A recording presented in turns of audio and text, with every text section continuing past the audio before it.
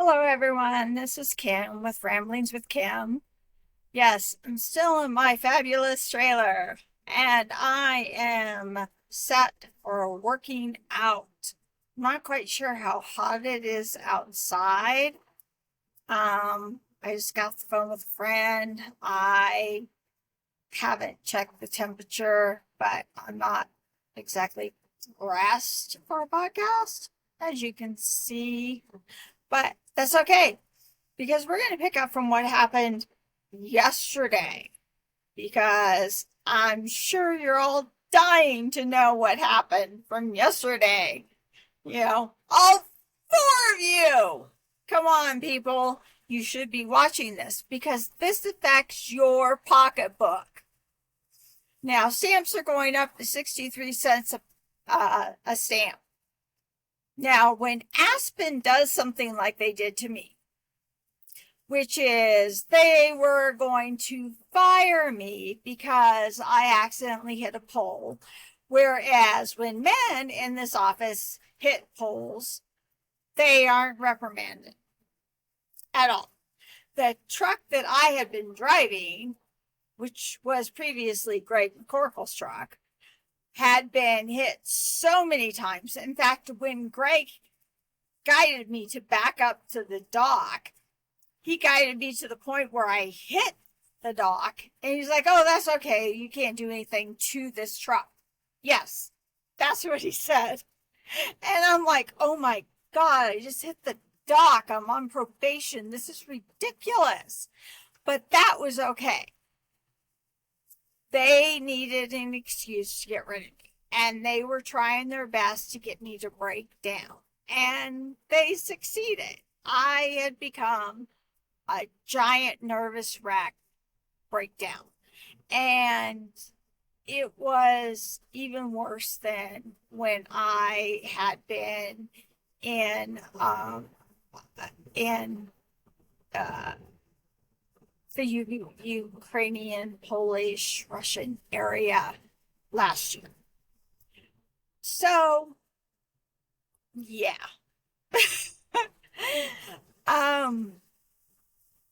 Maybe it was bringing back some of that PTSD. I don't know. I do know that they spent every opportunity they could denigrating my ex-husband, who spent 7 years in the military and retired as Green Beret, or my previous husband who had been killed overseas, my Gold Star widow status, my current husband who was attached to the Air Force as a civilian for 37 years. None of that seemed to matter in the post office. What seemed to matter in the post office was Greg McCorkle has spent 4 years in the military, could not get promoted, and so was kicked out. Well, there's a reason he couldn't get promoted, because he's crazy. And that's who they choose to keep in the post office. So, when I did this, I was told that I would be retrained. Eric said, "We're going to get you retrained. I will call you and let you know." Wayne said, who is the president of the union, said, "I'll call you tomorrow and let you know when we're going to retrain you." Well, then I got a text from Wayne on Friday saying, "Eric would like to see you at 9 a.m. on Monday." And I said, well, then Eric needs to call me because Eric's my boss. And Eric called me and said, "I would like to see you at 9 a.m. on Monday." Well, that was obvious. They were going to fire me. I knew they would, because they're looking for an excuse. And if you look at the police report that they falsified, you would know that, because I had only been there for like 2.5 weeks. I started on May 2nd. A week later, I was doing such a good job, they came up to me, Eric Sanchez did, and said, "We want to make you a career employee and give you Route 9. And he goes, would you be willing to do that?" And I said, "Yeah, that sounds great, right?" And Greg McCorkle gets worse after that point. So I was doing a good job. How did it all fall apart in a week and a half? Well, it was Greg who kept hassling and harassing me and stalking me and doing these things, and then going behind and and talking to uh, Eric and manipulating these situations. And I was having to go to the union to try and to get some kind of protection because it was being used against me. And I'm sitting here going, what is going on? Why can't this guy leave me alone? Why can't I do my job? He was calling me, he constantly texting me, and I was told I was the one that should not be responding to him. So I had someone who was harassing me, and I was the victim, and I was told I was not supposed to respond as the victim. Talk about discrimination. This entire thing is based on discrimination because they had very few females that worked in this office.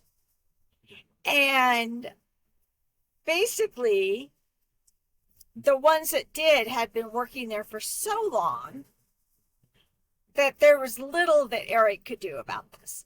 Now, I'm not sure why the post office doesn't believe in education, particularly when it comes to postmasters. I think they have like a correspondence type thing.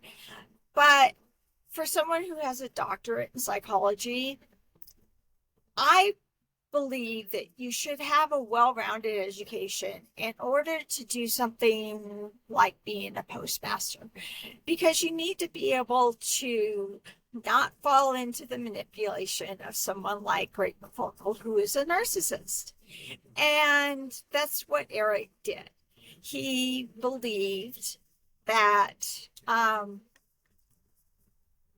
basically fell under the spell, like, he was one of the cool guys and he hung around Greg. Greg would work out in the office and he would drink monster drinks all day long and he would just go, go, go. Well, so less than a week after they offer me this career position, Greg threatens to shoot me. Yeah. And I'm not really sure if I should go to the cops. But the union steward says, yeah, you kind of need to. And one other witness says, yeah, it's probably a good idea. So Greg overhears this because he's spying on me now. And he runs and tattles to Eric. So Eric and Greg contact the police department and tell them that it was a misunderstanding and that it never happened. Okay, well, what part was a misunderstanding and what part didn't happen? Because if it was a misunderstanding, they're saying it happened that they were talking about other employees. So were they talking about other employees they were going to shoot? Or it was a misunderstanding about other employees? It doesn't make any sense. But they really, really want it to make sense. And it just doesn't. So then it goes back, and Eric Sanchez tells the police department that it's a long-standing feud that I started because I was upset that Greg was going to be a manager. Well, how long-standing? I mean, is a week a long-standing feud? I don't remember a week being a long-standing anything. I mean, right now, as old as I am, a week goes by just like that. It's like, I mean, particularly in the post office, you're just go, go, go, go, go, and your week's done. And it's crazy. And it was, I just, like, long-standing feud. So here we have the postmaster falsifying a police report. The Aspen postmaster is falsifying a police report. Now,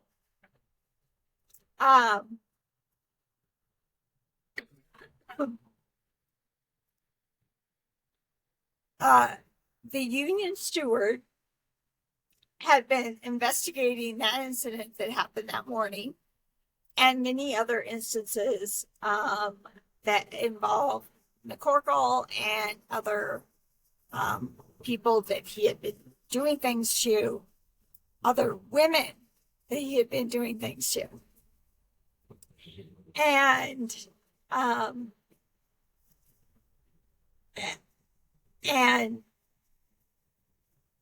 so let me see if I can get this straight.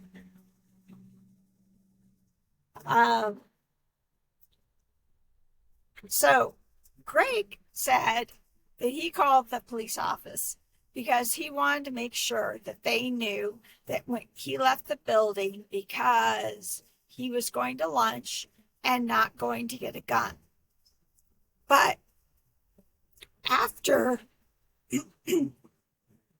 he attacked me and my husband's over this certification, because you can't talk to him, you just have to be talked down to. And I thought we were having a civil conversation because that's what people do. And apparently not. He went into Eric's office and he and Eric went and got lunch about noonish, I think. And they came back in and went into Eric's office because they spend most of their time in Eric's office. And then, so apparently he's getting 2 lunches. He's lying. Excuse me. I still have that cough. Today I'm drinking Diet Pepsi. Yeah, I know, worst thing ever. But again, none of it makes any sense. And the police aren't there witnessing it. And there's no one else that they're talking to that can explain this to them. So like, when they talk to me, they don't tell me that these things are going on. So I can't dispute them. They don't tell the union steward that these things are going on. So she can't dispute them. So they take all of this and then they take the 2 women and they're like, oh, they're just hysterical females, right? Yeah. Because they're women. Aren't all women just hysterical? That's all we are. Because you know it, and I know it, that if you go into the workplace and you try and do your job, and you're as calm as possible, and you do what you're supposed to do, and maybe you try and make friends, or you laugh, or you show your friends the fact that you can't get to your trailer because there are moose in the way, and it takes you like 10 minutes to get to the trailer, so you're showing everybody this moose video. Then you're, I don't know, a troublemaker because people like you. And no one likes Greg. The only people that like Greg are the people that are afraid of him or that want to keep their job. So, in order to get rid of me, I was so frazzled after going through all of this and I just couldn't take it anymore. I was basically on the verge of a nervous breakdown. I knew what they were trying to do to me. They were trying to get me as upset as possible to the point where I couldn't do my job, and they were successful. And in the process, I had a minor accident with the postal vehicle. Now, ironically enough, if I had been driving the postal vehicle that I normally drive, it's the one that Greg had driven that had, it looked like had been driven off a cliff. Um, and they were never reprimanded. Not one man who had gotten in an accident at that post office, according to the union steward, had been reprimanded. The only one that was going to be reprimanded was me. And apparently they were going to use that as an excuse to fire me. Before that happened, I had filed whistleblower complaints because the more I filed grievances with the union steward, the more Eric and Greg attacked me. So I wanted the IG to know that I was filing whistleblower complaints in case something happened, because they were doing all these things to me.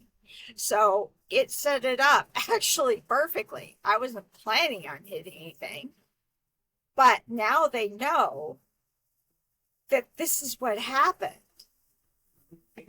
that they were just that crazy. Now, they told me I could drive the van back, and then they had me drive the van back, at which point Eric followed me the entire way, tailgating me, and told me he would call me when he had retraining set up for me. And Wayne Garcia, our union president, said he would call me when they had retraining set up for me. I got a text message the next day from Wayne Garcia that said Eric Sanchez would like to see you Monday morning at 9 a.m. I said, Eric's my boss. He needs to call me and let me know. So Eric called me Saturday afternoon, said, I would like to see you Monday at 9 a.m. If you would please come in. Obviously, they weren't going to retrain me. And obviously, they felt they could tell me that on Friday. They had to get someone else in. So this is where we get back to the 63 cents first in. Because the majority of the people that are working as carriers at the Aspen Post Office are being brought in from various areas in the state. And they're men. And they're putting them up in hotels at Glenwood Springs. And you're subsidizing them living in Glenwood Springs at the hotels, their travel costs, and their per diem. And they love this because they're making a ton of money off of it. So, when you pay for that stamp or that postage or whatever you're paying for, when you go into the post office, that's part of it. When I was working for the post office, I made my hourly rate, nothing else. And I was a good carrier, that if they had left alone and not constantly belittled, berated, harassed, threatened, any other terminology you can come up with, I would have been fine.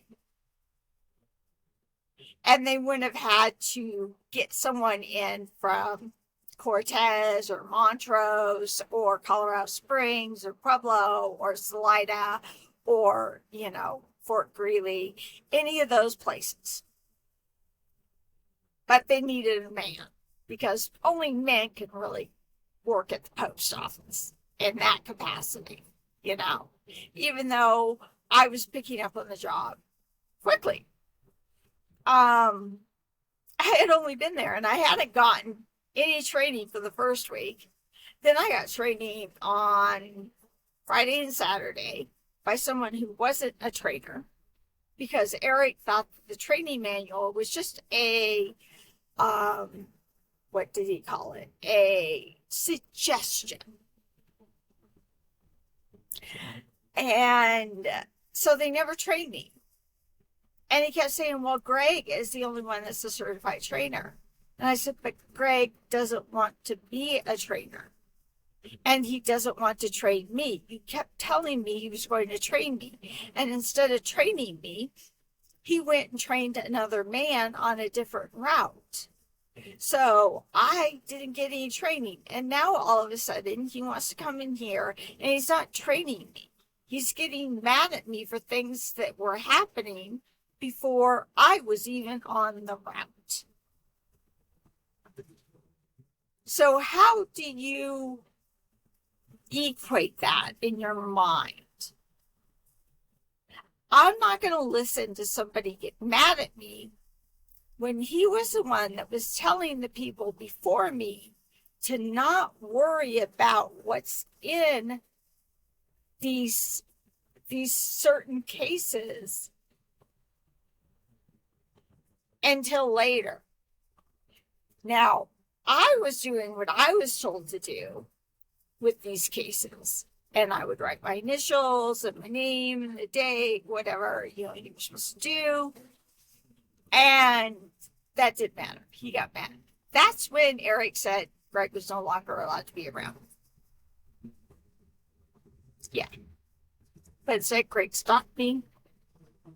He constantly found a reason to contact me. He would put his hands on both sides of the case and find some reason to threaten me. He would do it when no one was around. And I was always told, well, there isn't a witness. Well, I had witnesses. And when I had witnesses, they still didn't want to do anything. And they waited until the next day to file a grievance against me, as opposed to filing a grievance against Greg for threatening to shoot me. And they waited until all the females in the office, basically, and all my witnesses were gone to do this. And that's when Wayne Garcia, the union president of the Aspen Post Office, got in my face like this and said, "Get the fuck out of here and get back to work. You're still on probation." Like, I didn't want to come in here in the first place. I told you that. I told you I was not coming in here without my union steward or my attorney. I do not trust you. This is why I don't trust you. You're telling people I'm going around showing everyone a video, yet you don't know what the video is. Okay. Did you see the video? Did you like my moose video? I would have shown it to you. But you're so intent on helping management destroy the women in that office that you can't see beyond your nose, which is why you have to get up to mine.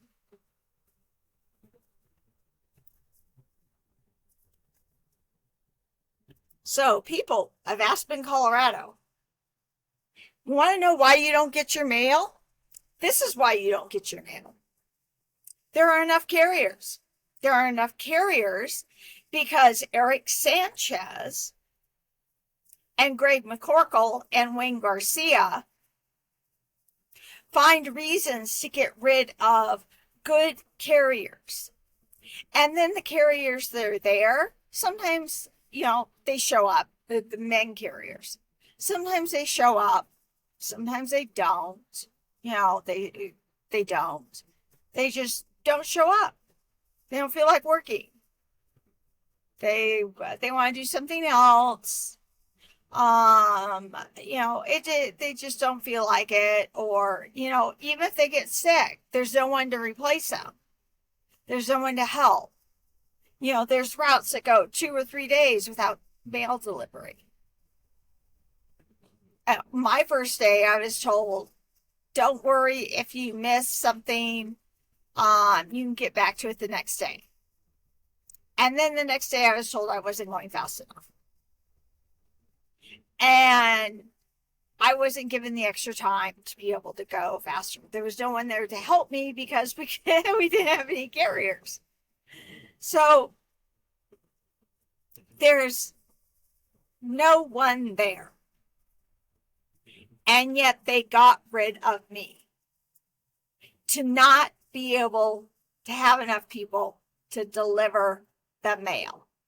Instead, they're going to bring people in that cost a small fortune to deliver mail out of the Aspen post office instead of keeping someone who did a really good job until they decided to do everything they could to push her over the edge. And I freely admit that I hit that pole. That is the first accident I have been in 30 years. That's how distraught I was. And after all of that, I went to the police station to get the report. They took my statement and said that it sounded now like Greg and Eric were conspiring against me the entire time. And I said, I know. That's what I was trying to tell you when you said that it was a joke. It wasn't a joke. So where are we at now? Aspen, you want your mail? You have to get rid of your postmaster and Greg McCorkle. Bottom line. If you want your mail, you have to have a good postmaster. Preferably someone who is educated. It would help if you could provide some kind of housing to make it so that some kind of affordable housing. I know you think that they're just peons and, it's not, they shouldn't worry about it. I bought this beautiful tent, as you can see, to come here to work. See, they weren't paying me for lodging or per diem or gas or anything like that. They were simply paying my wages. That's all. They didn't bring me up here or anything else. They just simply hired me and I paid for all my costs. And that includes my training. I didn't get reimbursed for that either. Even though technically it was far enough from Aspen to Grand Junction that they should have paid for all my per diem. And they did. Or in my hotel. So you're not going to get your mail. You're never going to get your mail on time. You're never going to get it every day because they don't want you to have it every day. Eric Sanchez does not know what he is doing. Greg McCorkle does not know what he is doing. He's going to be a manager. Is he going to be the postmaster? Because that's the only management position in that office. If he becomes the manager, everyone's going to quit. Or he is going to be sued continuously, like I'm doing now, to all three of them. Because it has to stop. I could not believe it when I would go by and see all this mail. I was like, who's delivering this? And they're like, oh, no one. We don't have anyone to deliver it. I'm like, why? Because they just decided not to come in today. I'm like, you couldn't do that? Apparently in Aspen you can. Even if you're being paid, stay in a hotel, get per diem, and drive back and forth.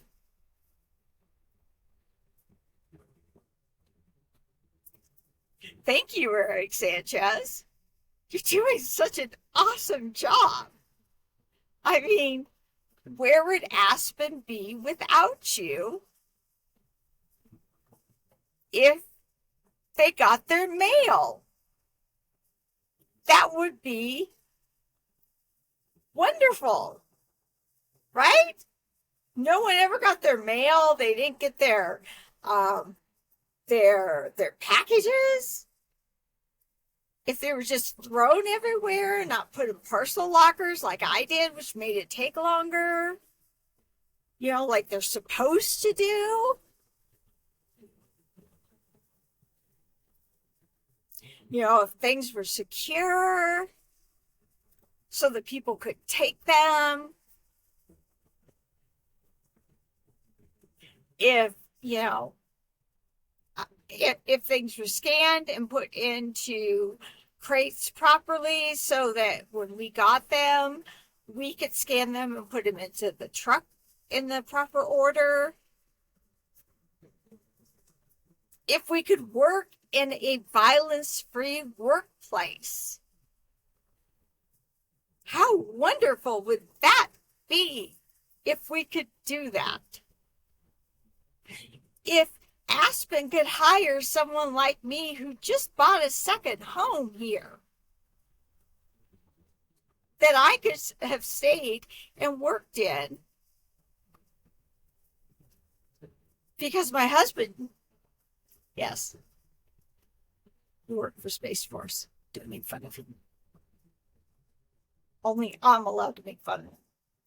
Who accepted a contract in Colorado Springs to work on some new space invention program. I don't know. I really listen. If I do, I'm like, all I can hear is Space Force. Space Force! I don't know. That's kind of what I look at. So it's,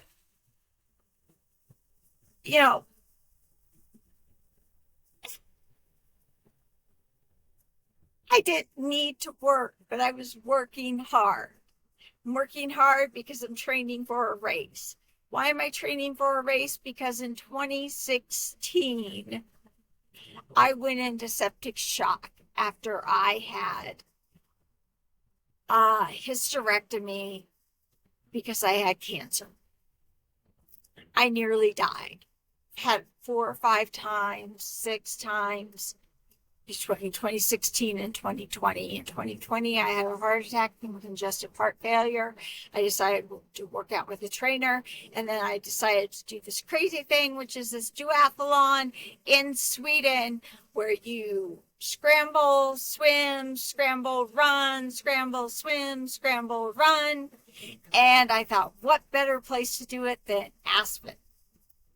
Right? It's great to meet you. So that's why I'm here. And I love the post office. I love the detail. I love the lifting the boxes. I love the people on my route. I love the dogs that would come up to me. But Aspen, you're not going to get your mail. And it's going to get worse. Just wait till Christmas. You're never going to get anything. Ever. Ever, ever, ever. Because Eric Sanchez is incapable of managing that office. So you have a choice. I'm not going back to work there. I'm not. No. Yes, we have a second home here. But I'm going back to Colorado Springs in a little while. I offered to watch a friend's doggy this weekend so that he could go somewhere. And so I'm staying here through the weekend to watch his dog. And my children are coming up because it's my birthday. And I didn't want to back out on the fact that I had offered to watch his dog. So I'm going to be here, but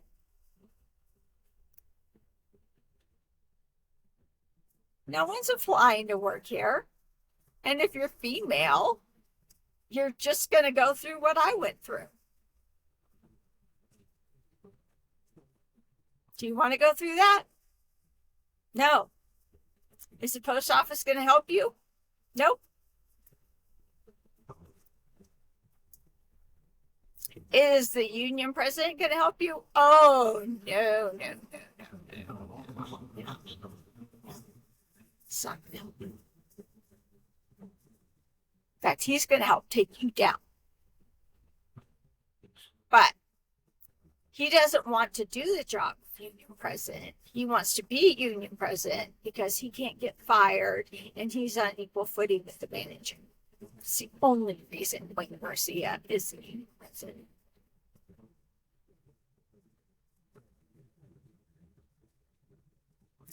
But they both mumbled under their breath, oh, she knows so much more about the post office than we do.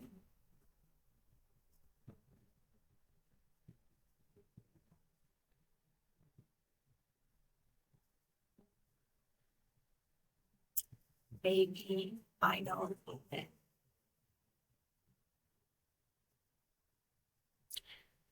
So, Aspen, again, you have a choice.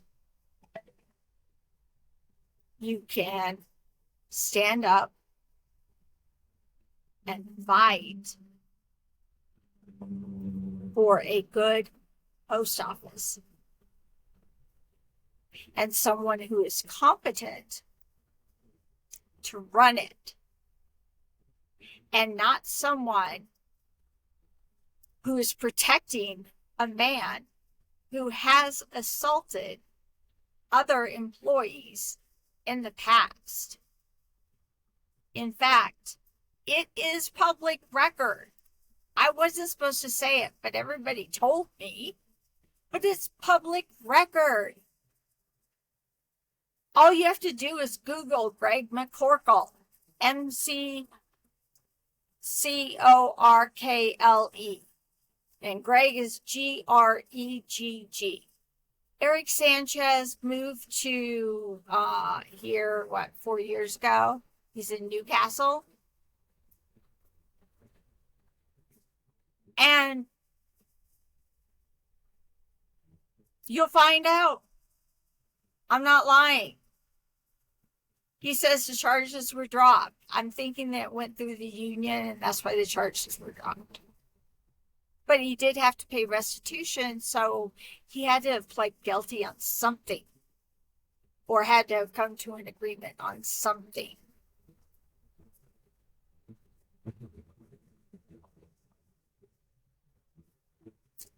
So, City of Aspen. Good luck with your mail.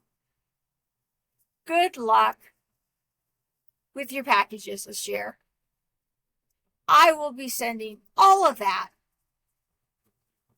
to my home in Colorado Springs.